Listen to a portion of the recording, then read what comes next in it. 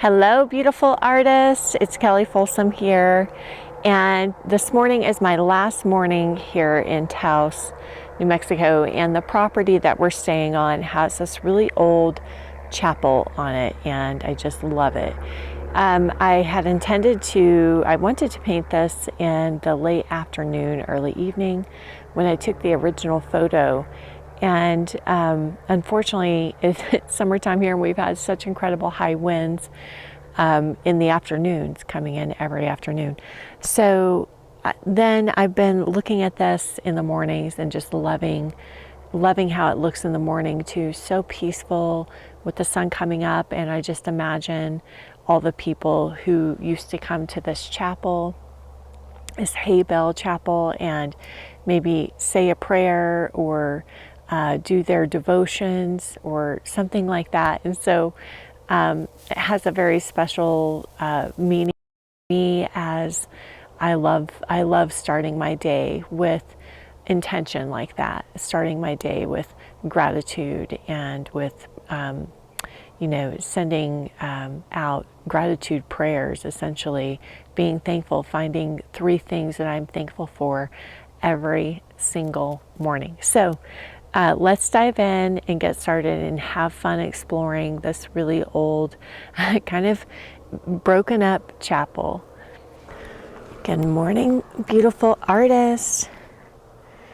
I've been wanting to paint this lovely chapel for a little while now. The first photo I took of it was in the evening, late afternoon, early evening, about 5 o'clock. And that was kind of whenever I intended to paint it, but we've had such insane winds, ferocious winds, every single afternoon.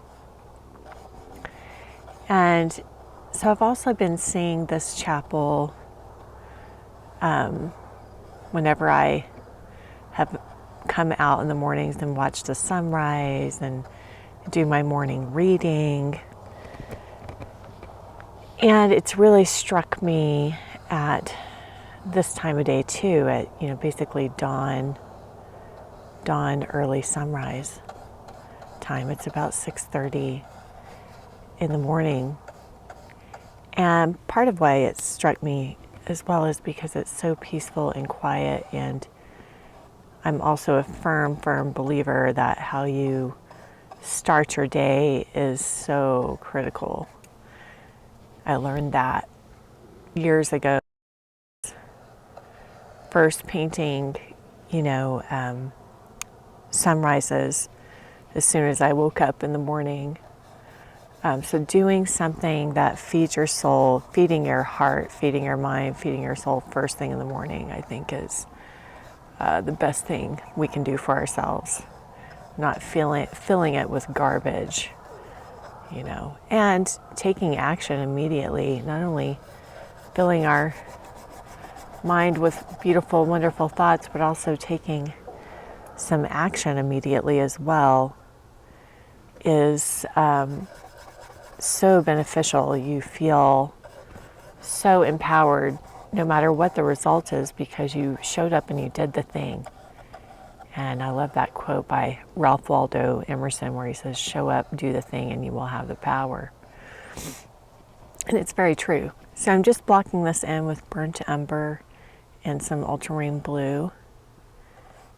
And I'm standing on the right-hand side with the sunrise coming up on the left. And so we're seeing more of this shadow plane here of the roof line. And this little chapel, I think, has been here for 100 years plus. This angle is going to follow this angle down.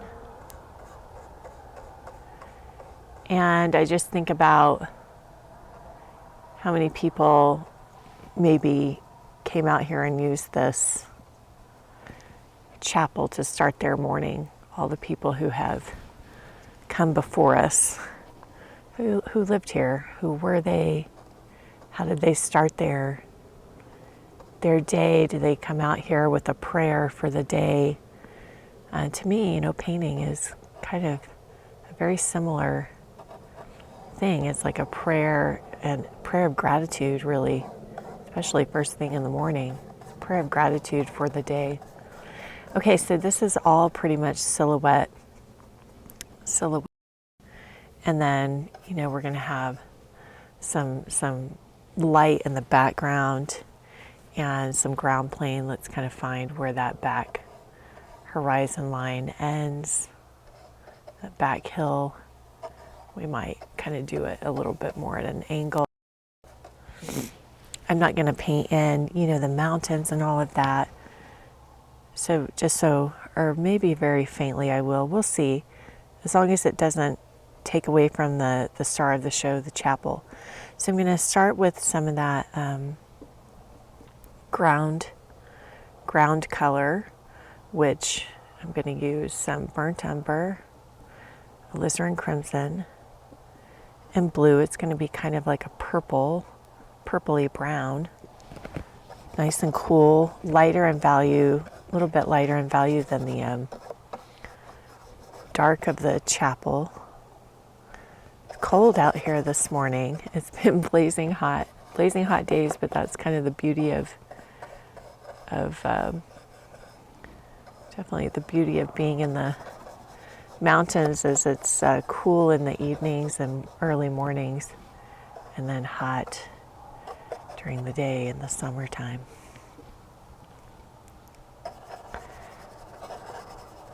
And then we've got these, the green in shadow. I'm going to use some phthalo green. You could also do viridian. I'm going to add that right into that pile I was just working in. A little bit of alizarin and some yellow ochre to get the shadow started, kind of that shadow. And then adding in some Naples yellow light to go lighter.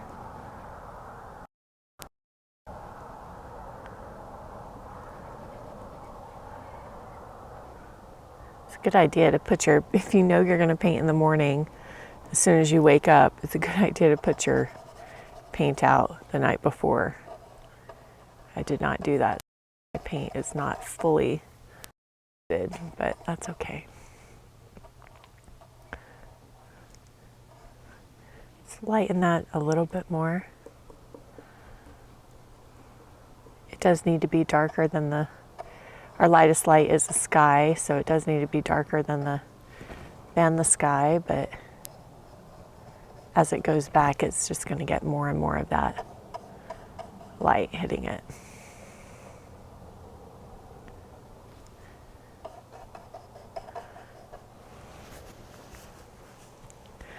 Okay, let's get in some sky color now.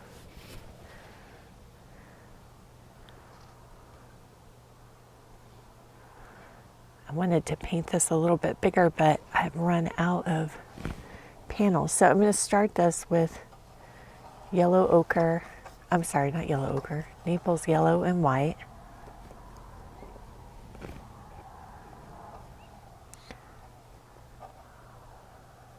While I'm here, I'll just attempt to carve out the shape a little clearer. There we go. And a little bit of ultramarine blue added into that. Or maybe I'm seeing some of those mountains off in the distance. When you're setting up your painting, it's kind of like putting in little puzzle piece shapes. This back here, I can suggest mountain shapes, or I can just have it be a fade of, blue into yellow. So I might do that instead. And kind of repeating the same thing over here.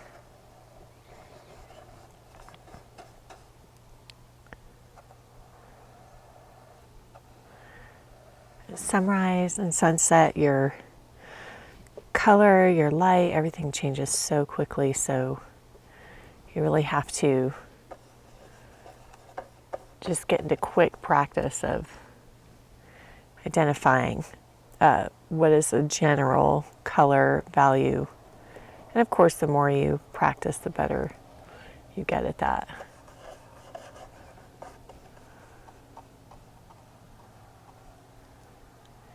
Since this is a metal structure, I'm kind of wanting the edges to be a little sharper and cleaner as it's silhouetted against the background. I do a little bit of peach tone with some burnt sienna in with that, Naples yellow and white.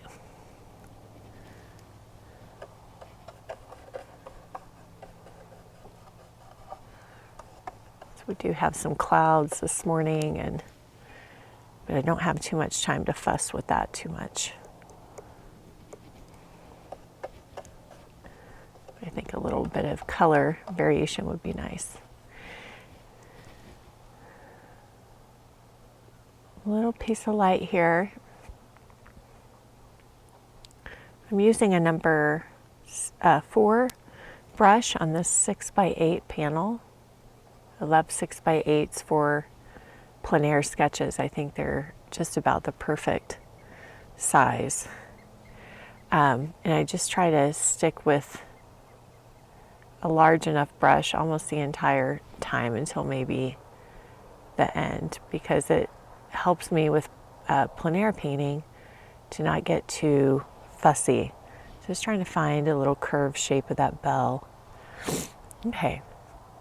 And then within the dark, we do have some lights. I'm really just squinting a lot here. So I'm going to go back into my light green mixture. We're just going to neutralize that just a little bit with some burnt sienna.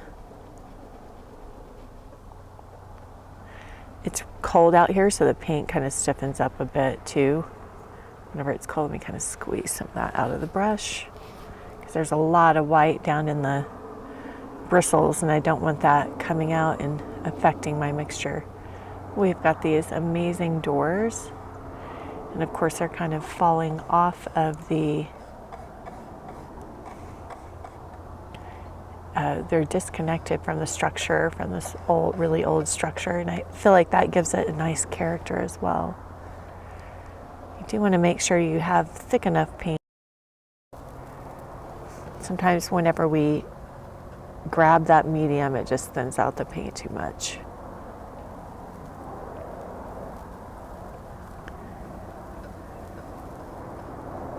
I like to come across the form here.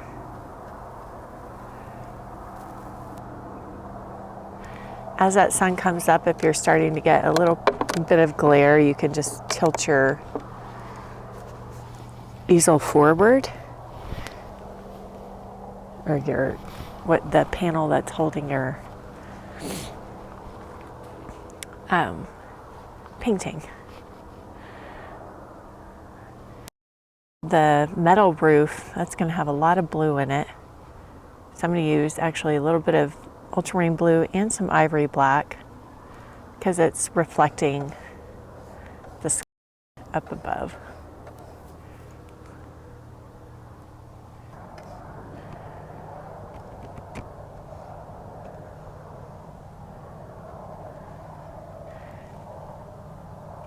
So the majority of this is in cool colors, because it's all in shadow.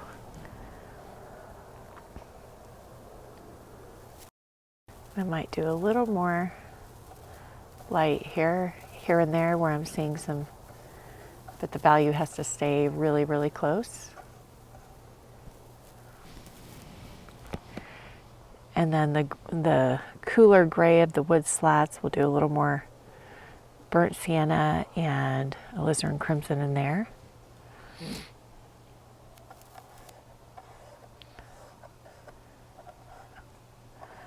Going with that direction of the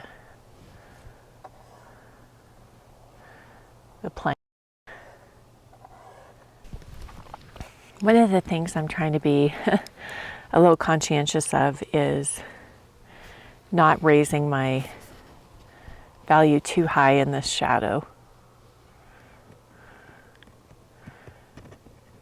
I use some black and alizarin crimson to find some of these darks that are anchoring things down underneath the wood. Maybe dark accents that are inside the door frame here. Cast shadow on this side. That'll kind of help me sharpen up that edge and clean up that edge a little bit.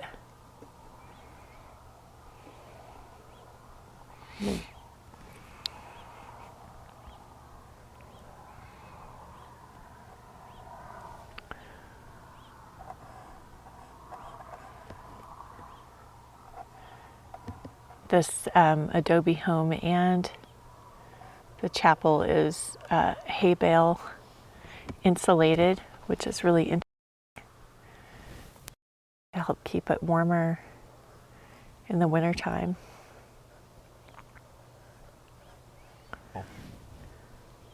Okay. So I'm going to grab a little bit of phthalo green and some cad yellow deep to get some of these grasses started down here. I think that definitely gives a little texture. It's very much the character of this land. And I love that there's just this little path, you know, from the house, this little kind of carved out path from the house to this structure out here. It just feels really like special and sacred. One thing I want to be sure to do as well is make sure I repeat some of that blue up here, kind of the blue violet for the sky reflecting.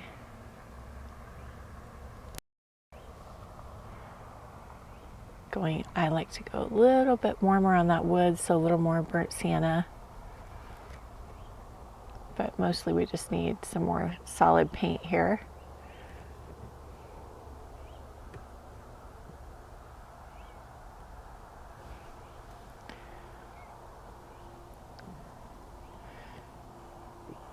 We lose a lot of local color in the shadow, so like I say, it's the trap that I think we can fall into, or I know I can fall into, is getting too much local color. And this kind of painting, this sort of contre-jour type of lighting, meaning backlighting, French term for backlighting essentially, is that it is more value-based.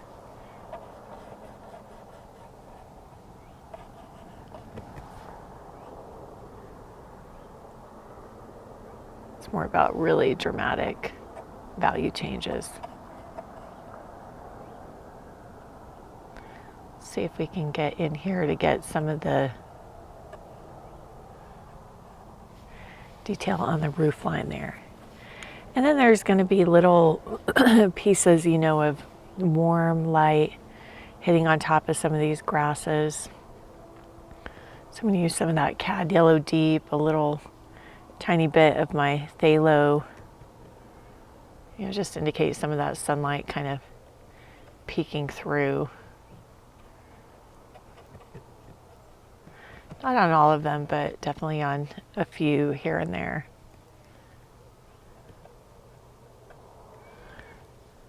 And most of that light's going to be on this left-hand side with the sun coming up over there.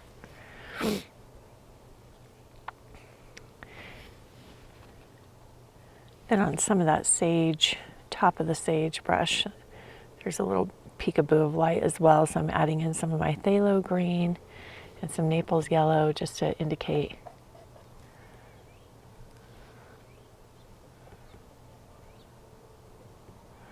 some of this brush. See if we can get it to stick wet on wet here. There we go.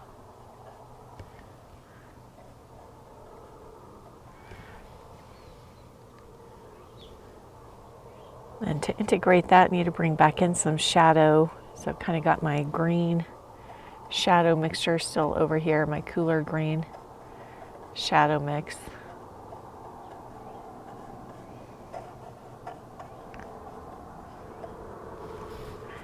Sometimes that takes a little bit of back and forth to get it just the way you want it.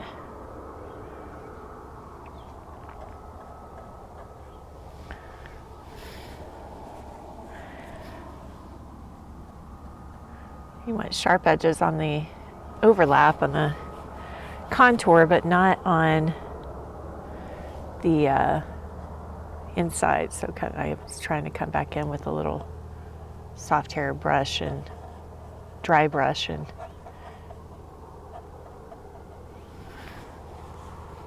soften out some of those edges. Okay, let's get to some of the darks on the door. I've got a little round here to help me with that, using some burnt umber and alizarin crimson. You could also use a palette knife. Oops.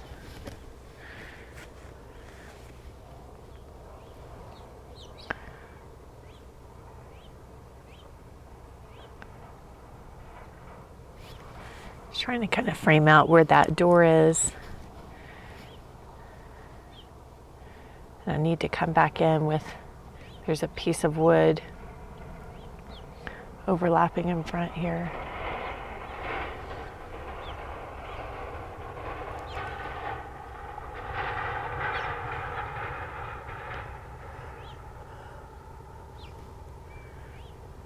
Don't be afraid to overlap things, you know.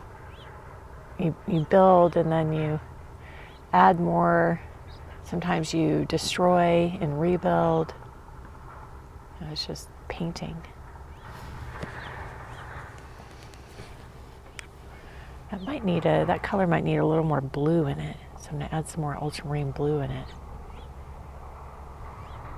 It's kind of getting a little light in value. I mean, it is lighter in value than the rest of the wood, but I also feel like I've gotten a lot of yellow and burnt sienna in it, so it doesn't quite feel shadowy, like cool shadow. Again, that can sometimes, this kind of painting, you're kind of fighting against the brain wanting to say, oh no, but that's a warm gray, you know, because it knows, because your brain kind of knows what the actual real color is without the effect of that cool light. All right, I'm gonna grab some black and burnt sienna here to come back in with some of the hardware. I think that can quickly become very drawing oriented, so try to resist that urge.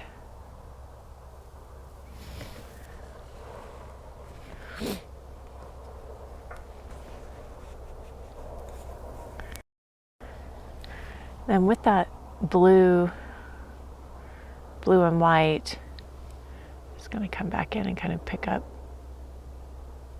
with something that's got a little more point on it.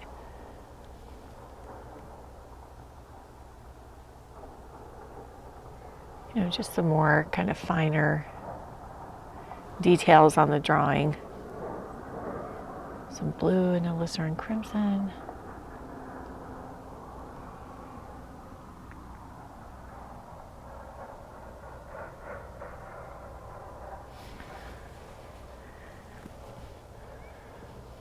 With this little round, this is from Treacle. I feel like they make pretty good brushes, Treacle.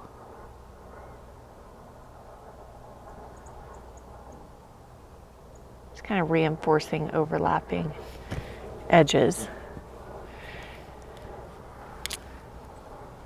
Now, to show those hay bales, let's attempt to do that. So that is going to have more orange in it. So some yellow ochre, some burnt sienna, and with this green, kind of blue and green here. Still want to keep the value kind of low. I'm trying not to use a ton of medium in this because I kind of like that texture that's happening.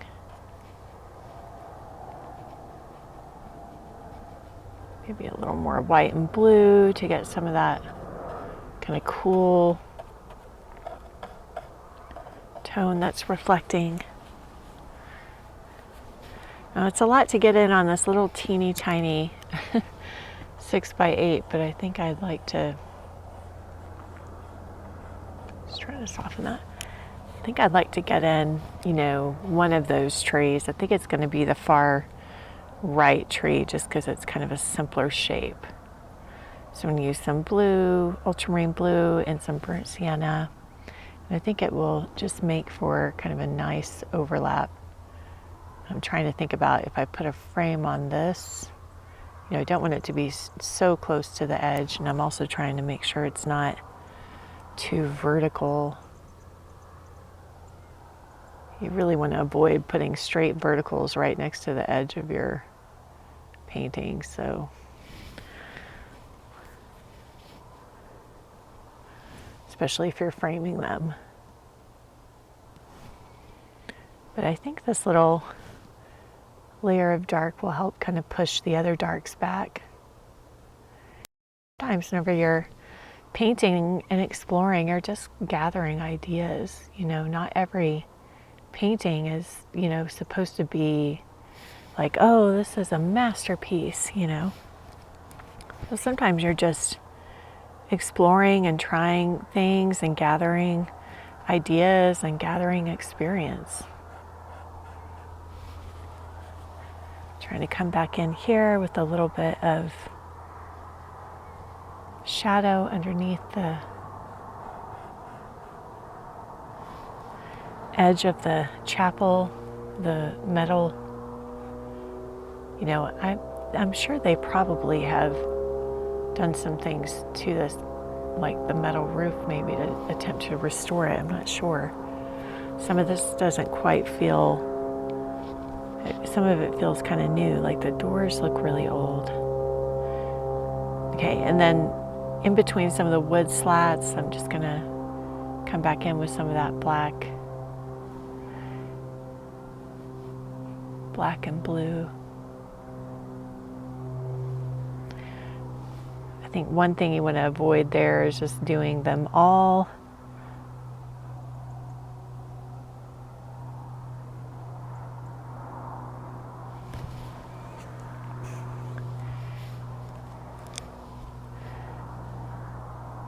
It's going to bring some of those values back together, just kind of getting a little bit of this gray. I feel like some of this got a little bit light. I can keep some of that in there, but, and also sometimes your brush stroke kind of starts to all go one direction, which is going to call attention to it as well. So sometimes I like to just come back in, and it's a good example of, you know, building and destroying.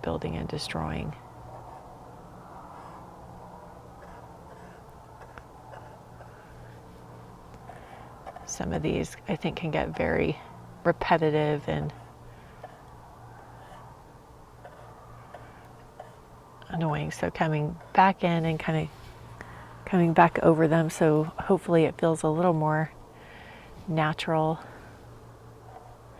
Now, one last thing I'd like to get in is just the effect of that, you know, the effect of the warm light from the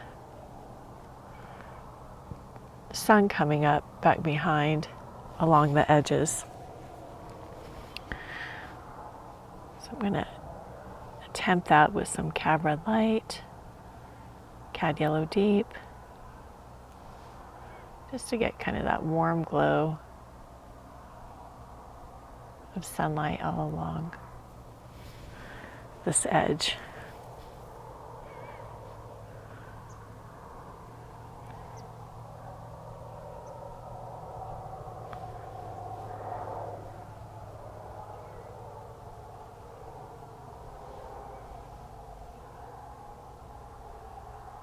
Cab red light will keep it kind of dark enough in value, but also give you that hint of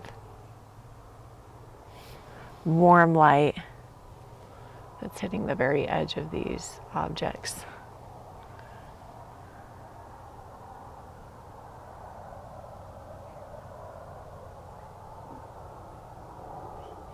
And if it mixes in with some of that white, that's okay too.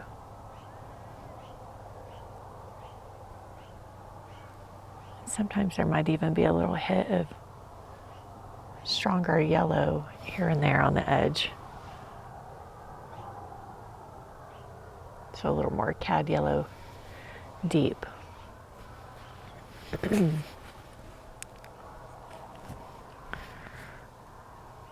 Some of that, background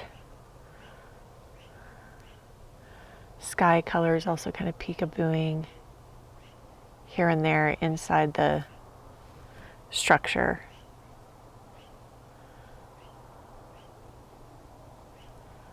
And in between some of the slats, so maybe a little bit of that cab red light.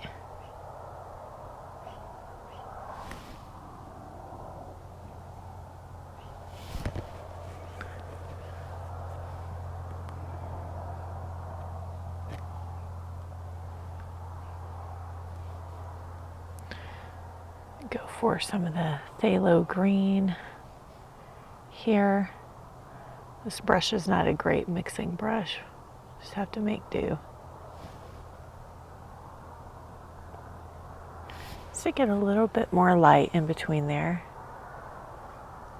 A little more alizarin crimson and ultramarine blue for some of the shadow between that front plank. Now, if you're working on a bigger canvas, obviously you can go farther with this. Put in more detail. I'm doing a little bit of cad yellow deep and cad red for just to hit the top planes of these with a little more light, a little more warm light. Maybe overlap this structure a little bit here.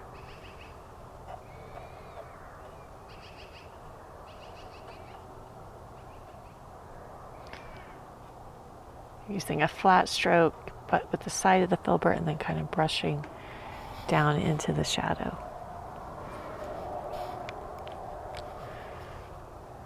Okay, my friends, now our light is totally different, so you know what that means.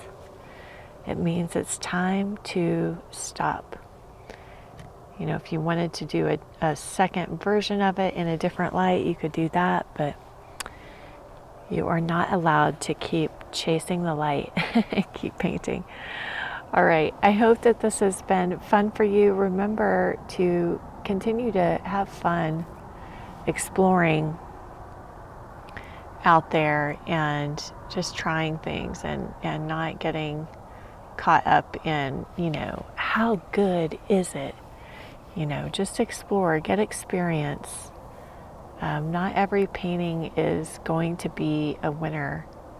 I wouldn't say that this painting is a masterpiece or winner by any means, but it's just been fun, and every painting, no matter what the end result is of it for you, is experience. So even if you feel like the results were not fabulous or fantastic, you're building momentum, and you're building momentum, and you're building skills and knowledge through experience, through on-the-job training. So every brushstroke counts. Every single brushstroke counts, especially if you're showing up with intention. You're showing up trying to learn, trying to grow, every single brushstroke counts towards your best art life ever. Okay, beautiful artists, wishing you all happy painting. Bye for now.